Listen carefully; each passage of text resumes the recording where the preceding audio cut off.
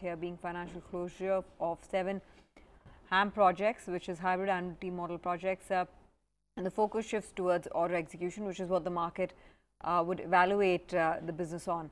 Paresh Mehta, sorry, CFO of Ashoka Buildcon, joins us for more clarity. Paresh, good to have you on the show. Thanks very much for taking out the time. Can you talk to us about financial closure of these projects? You've achieved all financial closures. Does that show up in the balance sheet strength? Good morning. Yeah, thanks for taking us on the channel. We, as you said, we have 7 total HAM projects on our portfolio, of which 2 projects are already under execution for the last more than a year time.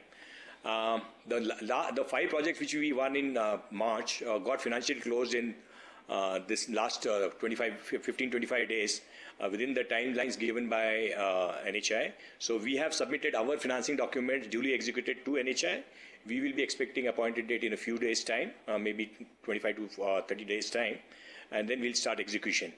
That is the status. Balance sheet is robust enough to absorb all the equity required for these projects, and these projects will go on stream this year itself.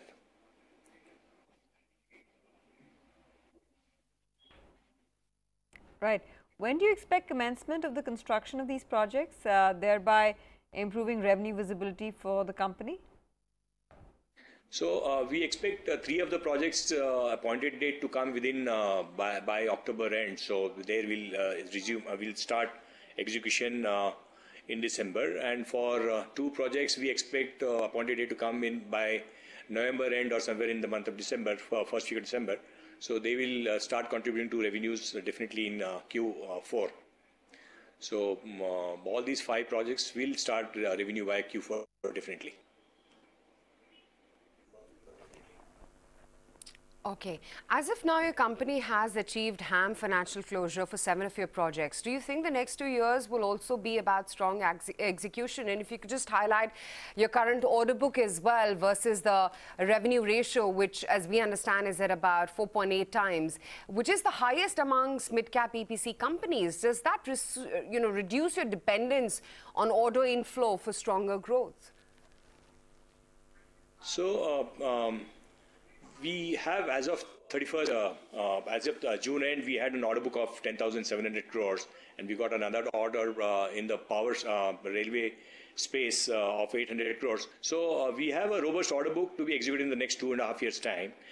In spite of what you've suggested, it's a multiple of 4 times to my order book, but it's easily rampable, and we expect to grow our revenues by 30 to 35% each year, so that we can achieve all those executions in time. So there is no challenge in execution.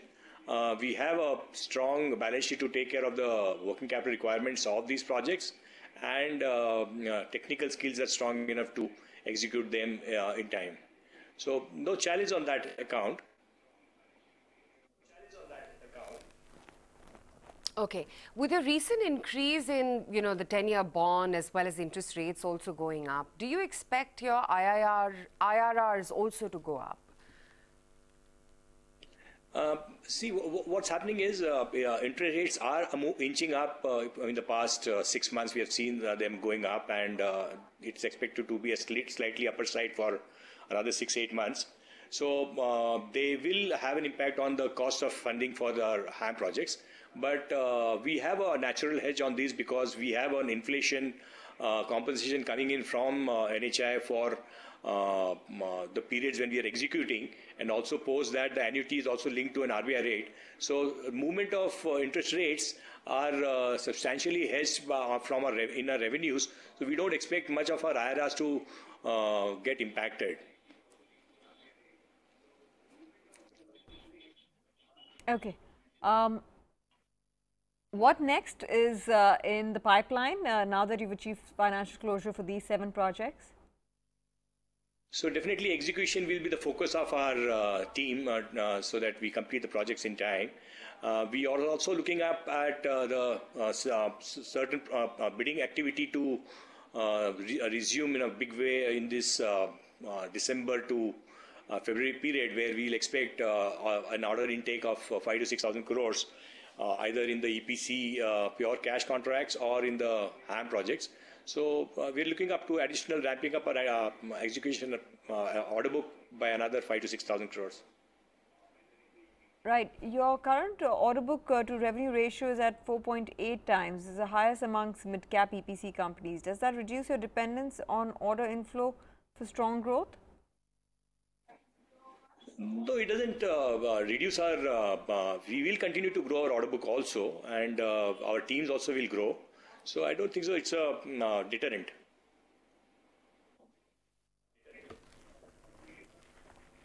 Okay, just also want to understand, in the orders, a majority of your orders are passed through, or is it more a fixed cost basis? So these, so all the orders coming in from NHI have an inflation component. So there is a pass-through mechanism for major items of inflationary items. So it typically insulates us from major price hikes in coming times. Either it may be EPC contracts or the HAM projects.